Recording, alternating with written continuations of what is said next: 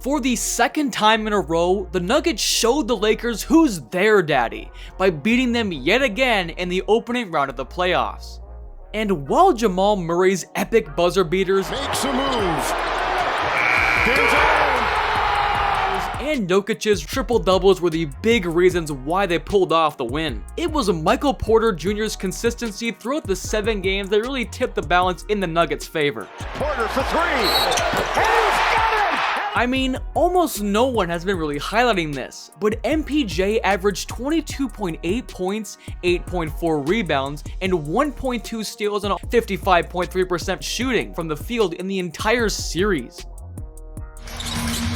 Porter drives, takes it strong and slams it. Most of his impact was felt heavily on the scoreboard, and one of the key areas where MPJ helped the Nuggets in a big way was their 3-point shooting. See, as a team, they only shot 53 of 119 from range, which is far below their regular season average. But among all the Nugget players, MPJ was the lone bright spot who shot the lights out from deep, as he took the majority of 3-point shots on behalf of his team, while hitting at almost 50% rate. Apart from this, MPJ was also the one who always provided the much-needed scoring punch to keep them in the game after being down big at halftime, which was a common trend throughout the series, as well as hit timely baskets during times when his teammates were struggling offensively. I mean, in Game 1, MPJ had an efficient all-around game, racking up 19 points, 8 rebounds, and 2 blocks while shooting 8 from 15 from the field, and knocking down 42.9% of his shots from 3.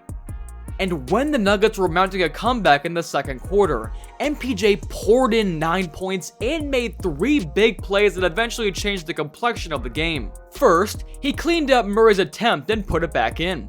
Then, he scored on back-to-back possessions to tie up the ball game. Now in Game 2, the Nuggets started slow and were unable to find the bottom of the net. But once again, MPJ came to the rescue, as he was the only one who scored in the first 2.5 minutes of the game. For 3, nails it! Then, when they were down by as much as 20, MPJ delivered key baskets as well to keep them within striking distance. And finally, when the game was about to slip in their hands, there was MPJ saving their asses out of nowhere for the nth time. Porter lets it go! And hit! He had another big game in Game 2.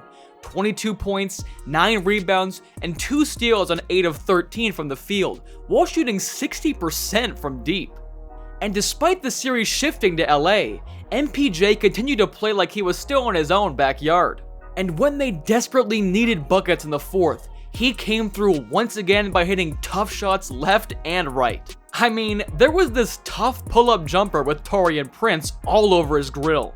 And then, he splashed down back-to-back J's from the same spot with AR and AD contesting. Again, when the final buzzer sounded, MPJ had another solid game, racking up a double-double of 20 points, 10 rebounds on 50% shooting, while dropping most of his offensive load in the fourth to seal the deal. Anyway, despite the loss in Game 4, MPJ remained consistent and had another double-double of 27 points and 11 rebounds on 10 of 20 shooting, while unleashing 15 big points in the third. Well, speaking of the third quarter, that was also the time when he exploded in Game 5 when he scored 12 points alone to once again prove that he's a big-time player who can make big-time plays.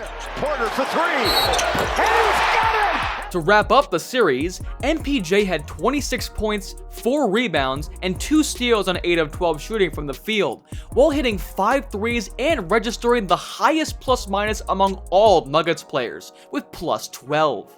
As you can see in those clips, MPJ was undoubtedly the unsung hero of that series.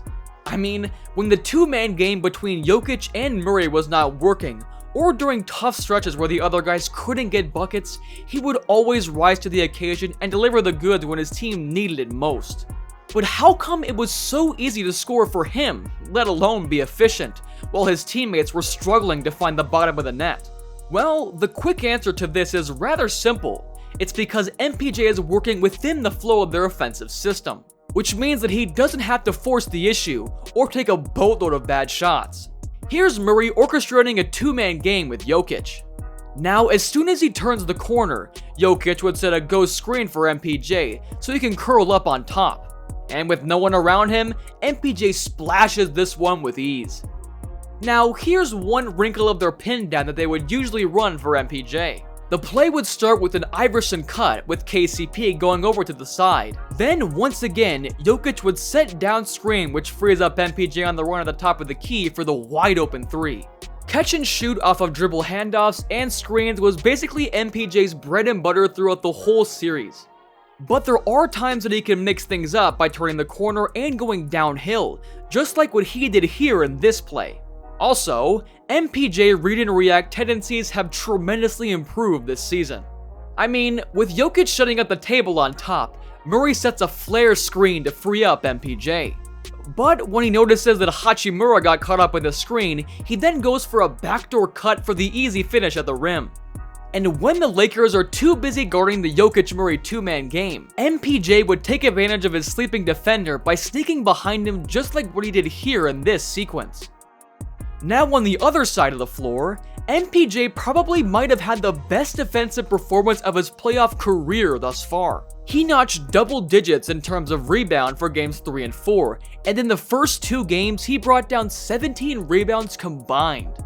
Then, he was also pretty active with his hands and showed tremendous effort in getting back in defense despite getting beat on the dribble. D'Lo throws a skip pass to Taurean Prince here, and MPJ closes him out right away. But as soon as Jokic shows up on the help, he already read what Prince was about to do, and so he simply intercepts the kickout pass and forces a turnover.